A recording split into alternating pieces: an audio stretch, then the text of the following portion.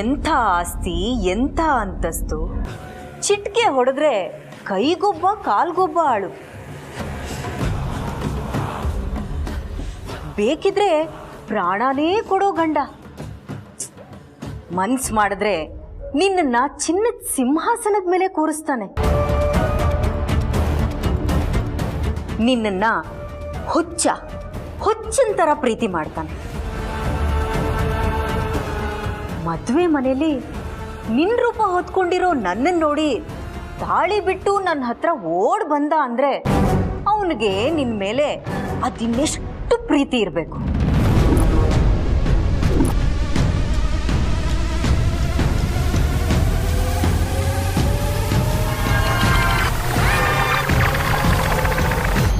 ಯಾವುದೇ ಹೆಣ್ಣಾದ್ರೂ ಇಂಥ ಒಬ್ಬ ಗಂಡ ಇರಬೇಕಪ್ಪ ಅಂತಾನೆ ಅಂದ್ಕೊಳ್ಳೋದು. ಯಾರೋ ಯಾಕೆ, ನಾನೇ ಅಂದ್ಕೋತೀನಿ.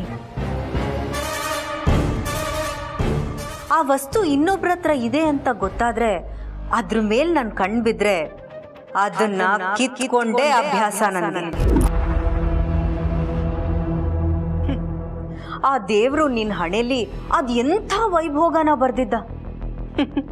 ಆದ್ರೆ ಈ ಪ್ರಾರ್ಥನಾ ನಿನ್ನ ಹಣೆ ಬರನ ಆಳ್ಸಿ, ನಿನ್ನನ್ನ ಮನೆಯಿಂದ ಹೊರಗೆ ಕಳಿಸಿ, ಕಣ್ಣೀರಲ್ಲೇ ಕೈ ತೊಳ್ಸಿ, ಈಗ ನಿನ್ ಜಾಗಕ್ಕೆ ನಾನ್ ಬಂದು ಕೂತಿದ್ದೀನಿ.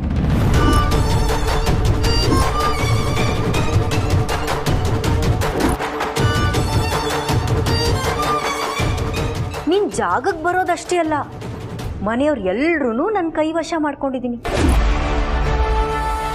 ಕೆಲವ್ರು ಬಂದಿದ್ದಾರೆ, ಇನ್ನು ನಿನ್ ಗಂಡ ಬರೋದಷ್ಟೇ ಬಾಕಿ. ಬರ್ತಾನೆ, ಅವನು ಬರ್ತಾನೆ. ನನ್ನ ಕೈ ಮುಷ್ಟಿನಲ್ಲಿ ವಿಲ ವಿಲ ವಿಲ ಅಂತ ಒದ್ದಾಡ್ತಾನೆ. ಆಮೇಲೆ ಆ ಆಸ್ತಿ, ಹಣ, ಅಂತಸ್ತು ಎಲ್ಲ ಈ ಪ್ರಾರ್ಥನೆ.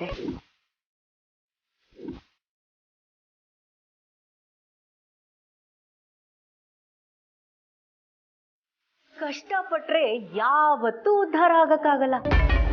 ನಾನ್ ಮಾಡ್ತಿರೋ ಕೆಲ್ಸಕ್ಕೆ ಏಜೆ ಮನೆ ಗೇಟ್ನೂ ಕೊಂಡ್ಕೊಳಕ್ಕಾಗಲ್ಲ. ಅದಕ್ಕೆ ತಲೆನೇ ಹೊಡಿಬೇಕು. ಆಗ್ಲೇ ಅಂದ್ಕೊಂಡಿದ್ದೆಲ್ಲ ಅಂದ್ಕೊಳ್ಳೋಕ್ ಮುಂಚೆನೇ ಆಗ್ತಾ ಹೋಗುತ್ತೆ. ನಾನು ಇಷ್ಟು ಬೇಗ ಆ ಮನೆ ಯಜಮಾನಿ ಆಗ್ತೀನಿ ಅಂತ ನಾನು ಅಂದ್ಕೊಂಡೇ ಇರಲಿಲ್ಲ. ಅದಕ್ಕೆ ಮುಖ್ಯವಾದ ಕಾರಣನೇ ನೀನು. ಅದಕ್ಕೆ ದಡ ಸೇರಿಸಿರೋ ಅಂಬಿಗನ್ಗೆ ಒಂದು ಥ್ಯಾಂಕ್ಸ್ ಹೇಳೋದು ಬೇಡವಾ? ನಾನು ಆ ಮನೇಲಿ ಮೆರೆಯೋಕೆ ನೀನು ನನಗೆ ಹೆಲ್ಪ್ ಮಾಡಿರೋಂಥ ಗುರು ಅಂತರ. ನೀನೊಂಥರ ಈ ಅನ್ಅಫಿಷಿಯಲ್ ದೇವರಿದ್ದ ಹಾಗೆ ನನಗೆ. ಅದಕ್ಕೋಸ್ಕರನೇ ಈ ಗೌರಿ ಗಣೇಶ ಹಬ್ಬಕ್ಕೆ ತವ್ರ ಮನೆಯಿಂದ ಅಲ್ಲದೆ ಹೋದ್ರೂ ಗಂಡನ ಮನೆಯಿಂದ ಅಂತ ನಿನಗೋಸ್ಕರ ಬಾಗಿಣ ತಂದಿದ್ದೀನಿ.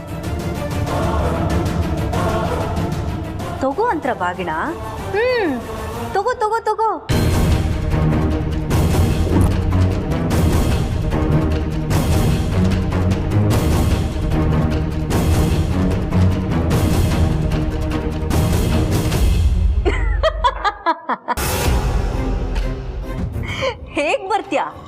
ಹೇಗೆ ಬರ್ತ್ಯಾ? ನಿನಗೆ ಬಾಗಣ ತಗೋಬೇಕು ಅನ್ನೋ ಆಸೆ ಇದ್ರೂ ಕೂಡ ನಿನಗೆ ತಗೊಳ್ಳೋದಕ್ಕೆ ಸಾಧ್ಯನೇ ಇಲ್ಲ. ಯಾಕಂದ್ರೆ ಇದೇ ಜಾಗದಲ್ಲಿ ಮಣ್ಣಲ್ಲಿ ಮಣ್ಣಾಗಿ ಹೋಗಿದ್ಯಾ.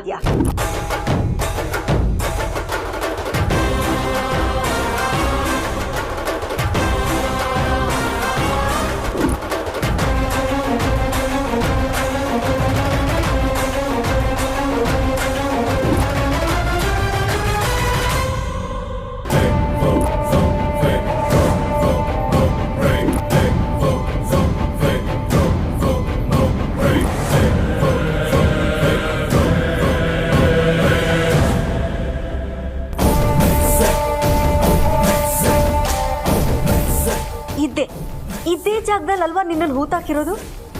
ಪಾಪ. ಅದೊಂದು ಮಾತಿದೆ, ಮನುಷ್ಯ ಹೆಣ್ಣು ಹೊನ್ನು ಮಣ್ಣು ಇದ್ಯಾವುದ್ರಿಂದನೂ ಹೋಗ್ಬಾರ್ದಂತೆ. ಆದ್ರೆ ನೀನು ಮಣ್ಣೊಳಗೆ ಹೋಗ್ಬಿಟ್ಟಿದ್ಯಾ. ಸೋ ಸ್ವೀಟ್ ಅಲ್ಲ? ಮುತ್ತೈದೆಯಾಗಿ ಸತ್ತಿರೋ ನಿನಗೆ ನನ್ನ ಕಡೆಯಿಂದ ನನ್ನ ಸ್ವೀಟ್ ಅಂತರಂಗೆ ಬಾಗಣ ತಗೋ.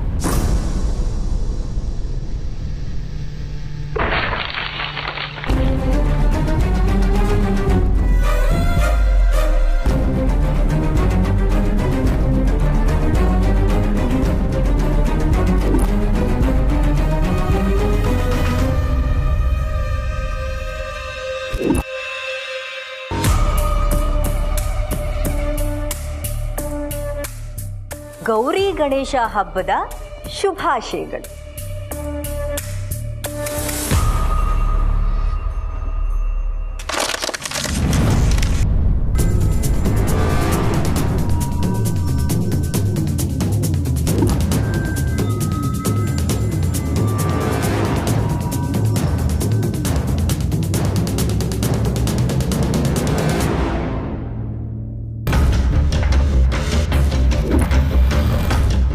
ಯಾರು? ಯಾರದು? ಯಾರು?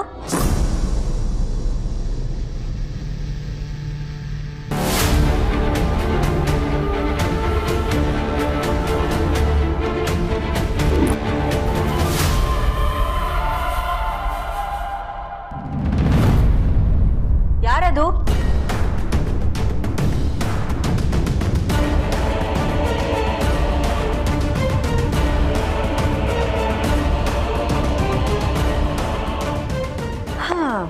ಸಾರಿ ಮಾ, ಹೊರಗಡೆ ಸೌಂಡ್ಗೆ ಡಿಸ್ಟರ್ಬ್ ಆಗ್ಬಿಟ್ಟೆ.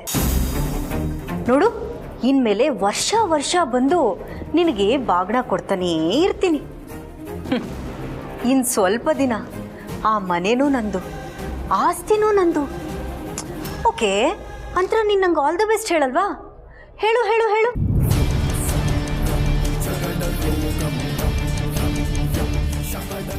ಉರಿತಿದ್ಯಾ? ಹೆಂಗೂ ಮಣ್ಣಲ್ಲಿ ಮಲಗಿದ್ಯಾ, ತಣ್ಣಗಿರುತ್ತೆ. ರಿಲ್ಯಾಕ್ಸ್ ಆಗು. ಬರ್ಲಾ? ಬಾಯ್ ಯಂತ್ರ. Love you.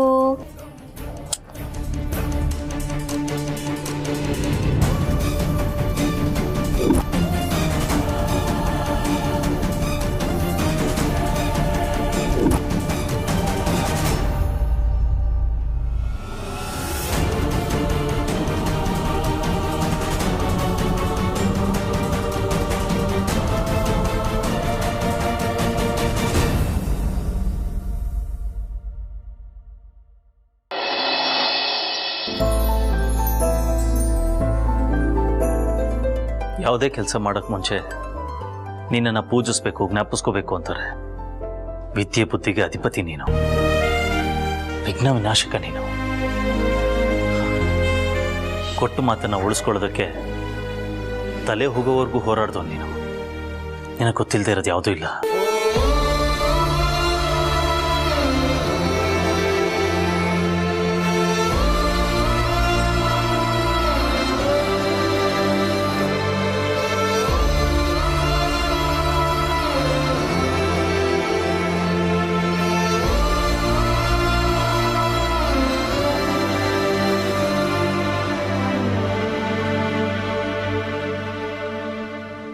ನನ್ನ ಜೀವನದಲ್ಲಿ ಏನೆಲ್ಲ ಆಗೋಯ್ತು. ಬೆಟ್ಟದಷ್ಟು ಪ್ರೀತಿ ಕೊಟ್ಟೆ, ಅದನ್ನು ಬಯಸೋ ಮನಸ್ಸು ಕೊಟ್ಟೆ, ಜೊತೆಗೆ ಬದುಕೋಕ್ಕೆ ಜೀವನ ಕೊಟ್ಟೆ. ಆದರೆ ಅನುಭವಿಸೋಕೆ ಸಮಯನೇ ಕೊಡಲಿಲ್ಲ. ಪ್ರೀತಿಗೆ ಸಾವಿಲ್ಲ, ಆದ್ರೆ ಪ್ರೀತಿಸೋರಿಗೆ ಸಾವಿದೆ ಅಂತ ಕೇಳ್ಕೊಂಡು ಬೆಳೆದವಳು ನಾನು. ಜಗತ್ತಲ್ಲಿ ತುಂಬಾ ಪ್ರೀತಿ ಮಾಡೋರ್ನ ನೋಡಿದ್ದೀನಿ, ಆದ್ರೆ ನಿಮ್ ಪ್ರೀತಿ ಬಗ್ಗೆ ನನಗ್ ಕೇಳಿ. ಪ್ರೀತಿ ಮಾಡಿದ್ರೆ ಇದೇ ತರ ಮಾಡ್ಬೇಕು, ಗಂಡ ಸಿಕ್ಕ್ರೆ ಇವ್ರ ತರನೇ ಸಿಗ್ಬೇಕು ಅಂತ ಆಸೆ ಪಟ್ಟವಳು ನಾನು. ಆ ಪ್ರೀತಿ ಹೋಯ್ತು ಅನ್ನೋಷ್ಟೊತ್ತಿಗೆ ಇನ್ನೊಂದು ಜೀವನ ಕಳಿಸ್ದೆ. ಜೀವನ ಅರ್ಥ ಮಾಡ್ಕೊಂಡು ಬದುಕೋಕೆ ಶುರು ಮಾಡೋ ಅಷ್ಟೊತ್ತಿಗೆ ಮತ್ತದೇ ಪ್ರೀತಿನ ಕಳಿಸ್ದೆ. ಇವತ್ತು ನನ್ನ ಹತ್ರ ಎಲ್ಲ ಇದೆ, ನನ್ನ ಪ್ರೀತಿ ನನ್ನ ಹತ್ರ ಇದೆ. ಆದರೆ ನನ್ನ ಪ್ರೀತಿಯಿಂದ ಬೇರೆಯವ್ರಿಗೆ ಅನ್ಯಾಯ ಆಗ್ಬಾರ್ದು. ನನ್ನ ಪ್ರೀತಿ ಬೇರೆಯವ್ರ ಬಾಳನ್ನ ಬೆಳಗ್ಬೇಕೆ ಹೊರತು ಕತ್ಲಕ್ಕೆ ತಳ್ಳಬಾರ್ದು. ಹೆಂಡತಿನ ಪ್ರೀತಿಸೋ ಎಷ್ಟೋ ಜನ ಹೆಂಡತಿ ಹೋದ್ಮೇಲೆ ಇನ್ನೊಂದು ಮದುವೆ ಆಗಿ ಜೀವನ ಕಟ್ಕೊಂಡಿದ್ದಾರೆ. ಆದ್ರೆ ನಿಮ್ ಪ್ರೀತಿಯಲ್ಲಿ ನನ್ನ ನಂತರ ಬರ್ತಾಳೆ ಅನ್ನೋ ಆಸೆನ ಮನ್ಸಲ್ಲೇ ಬಚ್ಚಿಟ್ಕೊಂಡು ಅವ್ರ ಭಾವನೆನ ಬಿಗ್ದಿಡ್ಕೊಂಡು ನನ್ನ ನಂತರ ಬರ್ತಾಳೆ, ಅವಳನ್ನ ಸೇರ್ತಾಳೆ ಅಂತ ಕಾಯ್ತಾ ಇದ್ದಾರೆ ಅಕ್ಕ. ಪ್ಲೀಸ್ ನನಗೆ ಕನ್ಫ್ಯೂಷನ್ನ ಕ್ಲಿಯರ್ ಮಾಡು. ನನಗೊಂದು ಕ್ಲಾರಿಟಿ ಕೊಡು. ಆಗ ಕೇಳ್ತಿಲ್ದೆ ನಾನು ಆರಾಮಾಗಿ ಬದುಕ್ಬೋದು. ಅಂಡ್ ಇದು ನೀನೊಬ್ಬನಿಂದಾನೇ ಸಾಧ್ಯ. ನನ್ನೊಳಗೆ ನಾನು ಹೋರಾಡ್ತಾ ಇದ್ದೀನಿ. ಈ ಕನ್ಫ್ಯೂಷನ್ ಕ್ಲಿಯರ್ ಆಗಬೇಕು, ನನಗೊಂದು ಕ್ಲಾರಿಟಿ ಬೇಕು. ಅಲ್ಲಿ ತನಕ ಹೋರಾಡ್ತಾನೆ ಇರ್ತೀನಿ. ನನಗೆ ಈ ವಿಷಯದಲ್ಲಿ ನೀನು ಕ್ಲಾರಿಟಿ ಕೊಡಲೇಬೇಕು. ಪ್ಲೀಸ್.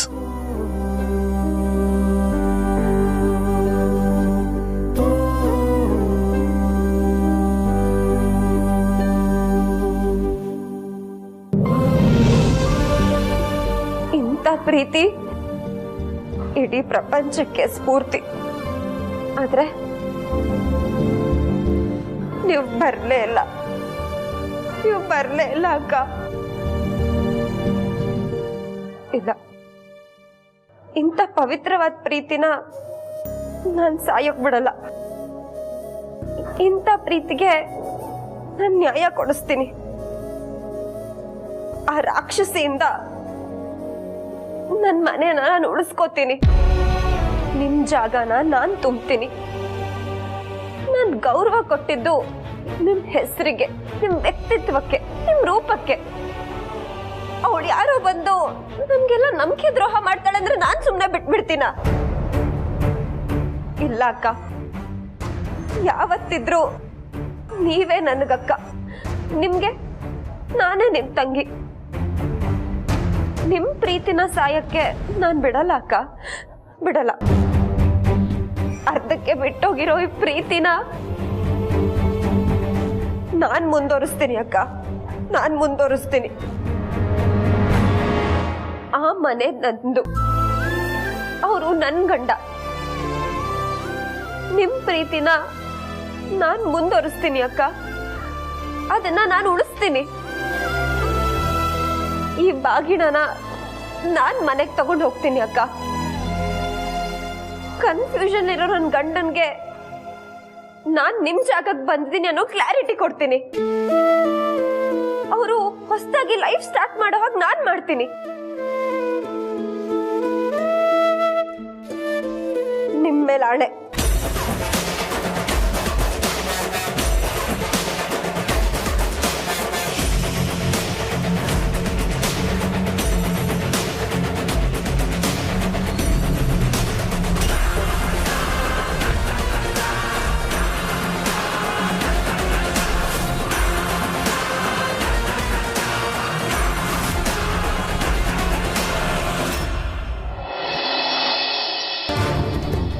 ಇಲ್ಲ, ನಾನು ಡಿಸ್ಟರ್ಬ್ ಆಗಬಾರ್ದು. ನನ್ನ ಗುರಿ ಆಗಲಿ, ನನ್ನ ದೃಷ್ಟಿ ಆಗಲಿ, ನನ್ನ ಆಲೋಚನೆಗಳಾಗಲಿ ಯಾವುದೇ ಕಾರಣಕ್ಕೂ ಡಿಸ್ಟ್ರಾಕ್ಟ್ ಆಗಬಾರ್ದು.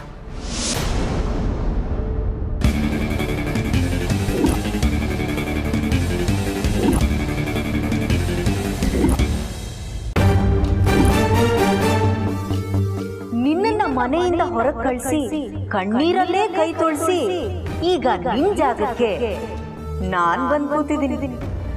ಮನೆಯವ್ರು ಎಲ್ರೂ ನನ್ನ ಕೈವಶ ಮಾಡ್ಕೊಂಡಿದ್ದೀನಿ. ಕೆಲವ್ರು ಬಂದಿದ್ದಾರೆ, ಇನ್ನು ನಿನ್ ಗಂಡ ಬರೋದಷ್ಟೇ ಬಾಕಿ.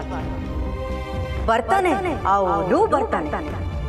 ನನ್ನ ಕೈ ಮುಷ್ಟಿನಲ್ಲಿ ವಿಲ ವಿಲ ವಿಲ ಅಂತ ಒದ್ದಾಡ್ತಾನೆ.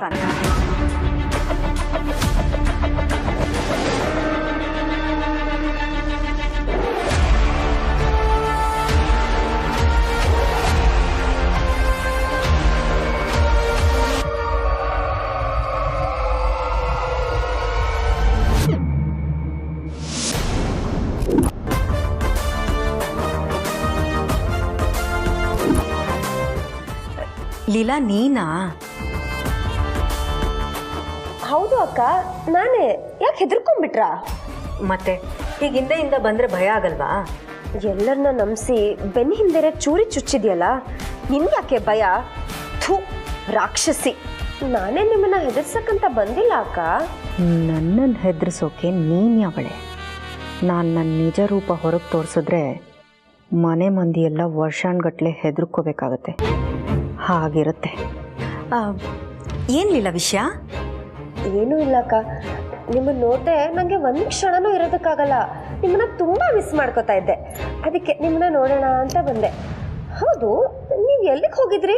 ಹೀಗೆ ಹತ್ರದಲ್ಲಿ ಸ್ವಲ್ಪ ಕೆಲಸ ಇತ್ತು, ಹಾಗಾಗಿ ಹೋಗಿದ್ದೆ. ಯಾಕೆ, ನನ್ನನ್ನು ತುಂಬ ಮಿಸ್ ಮಾಡ್ಕೊಂಡ್ಯಾ? ಹ್ಞೂ ಅಕ್ಕ, ನಾನು ನಿಮ್ಮನ್ನ ತುಂಬ ಮಿಸ್ ಮಾಡ್ಕೊಂಡೆ. ನೀವು ನನ್ನೂ ನಿಮ್ಮ ಜೊತೆ ಕರ್ಕೊಂಡು ಹೋಗ್ಬೇಕಿತ್ತು, ಯಾಕೆ ಕರ್ಕೊಂಡು ಹೋಗಲಿಲ್ಲ? ಹಾ, ನಾನು ಹೋಗಿದ್ದ ಜಾಗ ನೋಡಿ ಅಲ್ಲೇನಿತ್ತು ಅನ್ನೋದನ್ನು ನೀನು ನಿನ್ನ ಕಣ್ಣಾರೆ ನೋಡಿದ್ದಿದ್ರೆ ಅಲ್ಲೇ ಎದೆ ಹೊಡ್ಕೊಂಡು ಪ್ರಾಣ ಬಿಟ್ಬಿಡ್ತಿದ್ದೆ ಕಣೆ. ಲೀಲಾ, ಮುಂದಿನ ಸಲ ಖಂಡಿತ ಕರ್ಕೊಂಡು ಹೋಗ್ತೀನಿ, ಆಯಿತಾ? ಏ ಪ್ರಾರ್ಥನಾ, ನೀನು ಎಲ್ಲಿಗೆ ಹೋಗಿದ್ದೆ, ಏನು ಮಾಡಿದೆ, ಏನು ಮಾತಾಡಿದೆ ಅಂತ ನನ್ನ ಕಣ್ಣಾರೆ ನೋಡಿನೇ ನಾನು ಈ ಥರ ಬದಲಾಗಿರೋದು ಕಣೆ. ಮುಂದಿನ ಸಲ ಅನ್ನೋದು ಬರಬೇಕಲ್ವಾ? ನಿನ್ಗೊಂದು ಗತಿ ಕಾಣಿಸ್ಲಿಲ್ಲ ಅಂದರೆ ನಾನು ಲೀಲಾನೇ ಅಲ್ಲ. ಸುಮ್ಮನೆ ಹೇಳ್ತೀರಪ್ಪ, ಆದರೆ ನಿನ್ನನ್ನು ಕರ್ಕೊಂಡೇ ಹೋಗಲ್ಲ. ಈ ಸತಿನೂ ಹೊರಗಡೆ ಹೋಗಿದ್ರಿ, ಆದರೆ ನಾನು ಕರ್ಕೊಂಡು ಹೋಗಲಿಲ್ಲ. ಇಲ್ಲೇ ಎಲ್ಲೋ ಕೆಲಸ ಇತ್ತು ಅಂತ ಹೇಳಿದ್ರಿ. ಹೌದು ಅಕ್ಕ, ಅಂತ ಕೆಲಸ ಏನಿತ್ತು ನಿಮಗೆ? ಹೀಗೆ ಸಣ್ಣ ಪುಟ್ಟ ಕೆಲಸ. ಅದೇ ಅಕ್ಕ, ಏನು ಸಣ್ಣ ಪುಟ್ಟ ಕೆಲಸ ನನಗೂ ಹೇಳಿ. ಯಾಕೆ ಇವಳು ಇವತ್ತು ವಿಚಿತ್ರವಾಗಿ ಆಡ್ತಿದ್ದಾಳಲ್ಲ? ಅದೆಲ್ಲ ಹೇಳೋಕ್ಕಾಗಲ್ಲಮ್ಮ, ಪರ್ಸ್ನಲ್ ಕೆಲಸ. ಹೇಳು ನೋಡೋಣ, ನಿನಗೆ ತಾಕತ್ತಂತ ಇದ್ರೆ ಹೇಳು. ಏನಕ್ಕ ನೀವು ನನ್ನ ನಿಮ್ಮ ತಂಗಿ, ಬೆಸ್ಟ್ ಫ್ರೆಂಡ್ ಅಂತೆಲ್ಲ ಹೇಳ್ತೀರಾ, ಸುಮ್ಮನೆ ಬಾಯಿ ಮಾತಿಗ? ನನ್ನ ನಿಮ್ಮ ಮಧ್ಯೆ ಏನು ಪರ್ಸನಲ್ ವಿಷಯ ಇರೋಕ್ಕೆ ಸಾಧ್ಯ? ಅದೇನು ಅಂತ ಹೇಳಿ ಪ್ಲೀಸ್. ಅಯ್ಯೋ, ಅದಿರಲಿ, ಊಟ ಮಾಡಿದ್ಯಾ? ಪ್ಲೇಟ್ನ ಅದೆಷ್ಟು ಚೆನ್ನಾಗಿ ಚೇಂಜ್ ಮಾಡ್ತೀಯಾ ಪ್ರಾರ್ಥನಾ. ನನ್ನ ಮನೇನ ನಾಶ ಮಾಡಬೇಕು ಅಂತ ಬಂದಿದ್ಯಾ? ಅದನ್ನ ಈ ಜನ್ಮದಲ್ಲಿ ಆಗಕ್ಕೆ ಬಿಡಲ್ಲ. ಒಂದು ಪಕ್ಷ ನನಗೆ ಸತ್ಯ ಗೊತ್ತಾಗದೇ ಇದ್ದಿದ್ರೆ ನೀನು ಗೆಲ್ತಿದ್ಯೋ ಏನೋ. ಈ ಲೀಲಾಗೆ ಸತ್ಯ ಏನು ಅಂತ ಗೊತ್ತಾದ್ಮೇಲೆ ಬಿಟ್ಬಿಡ್ತೀನಾ? ನೀನು ಮಾಡಿರೋ ಅನ್ಯಾಯಗಳೆಲ್ಲ ಹೇಗೆ ಎಳೆ ಎಳೆಯಾಗಿ ಬಿಚ್ಚಿಟ್ಟು ನೀನು ಅಂತ್ಯ ಕಾಣಿಸ್ತೀನಿ ಅಂತ ನೋಡ್ತಾ ಇರು. ಇನ್ಮೇಲೆ ಈ ಮನೆ ನಂದು, ಏಜೆ ನನ್ನವರು. ಅರ್ಧದಲ್ಲೇ ನಿಂತು ಹೋಗಿರೋರ ಪ್ರೇಮ ಕಥೆನ ನಾನು ಮುಂದುವರಿಸ್ತೀನಿ. ಅಂತರಾಕ್ಕನ ಜಾಗದಲ್ಲಿ ನಾನು ನಿಲ್ತೀನಿ. ನನ್ನ ದಾಟಿ ಈ ಮನೇನ, ಏಜೆನ ಅದು ಹೇಗೆ ಪಡ್ಕೋತೀಯೋ ನಾನು ನೋಡ್ತೀನಿ. ಹಲೋ ಲೀಲಾ, ಏನು ಯೋಚನೆ ಮಾಡ್ತಿದ್ಯಾ? ನನ್ನ ಮುಖ ಏನು ಹಾಗೆ ನೋಡ್ತಿದ್ಯಾ? ನಿಮ್ಮ ರೂಪ ಎಷ್ಟು ಚೆನ್ನಾಗಿದೆ, ನೋಡ್ತಾ ಇದ್ರೆ ನೋಡ್ತಾನೇ ಇರಬೇಕು ಅನ್ಸುತ್ತಪ್ಪ. ನಿಮ್ಮ ರೂಪನೇ ನಿಮಗೆ ಅಸ್ತ್ರ ಅಲ್ವಾ?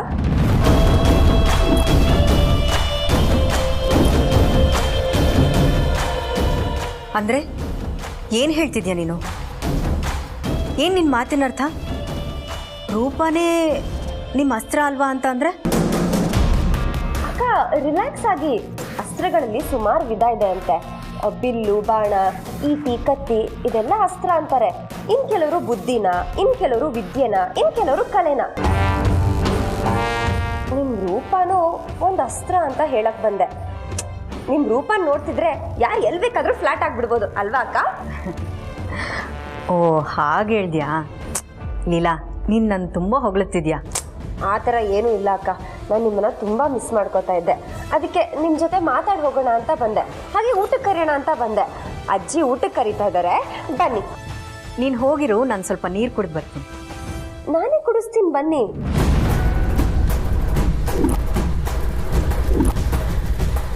ಏನಂದೆ? ನೀವು ನೀರು ಕುಡಿಬೇಕು ಅಂತ ಹೇಳಿದ್ರಲ್ಲ, ಬನ್ನಿ ನನ್ನ ಕೈಯಾರೆ ನೀರು ಕುಡಿಸ್ತೀನಿ ಅಂತ ಹೇಳಿದೆ. ಹಾಗಾ? ಸರಿ, ಹೋಗಿರು, ಬಂದೆ. ಸರಿ.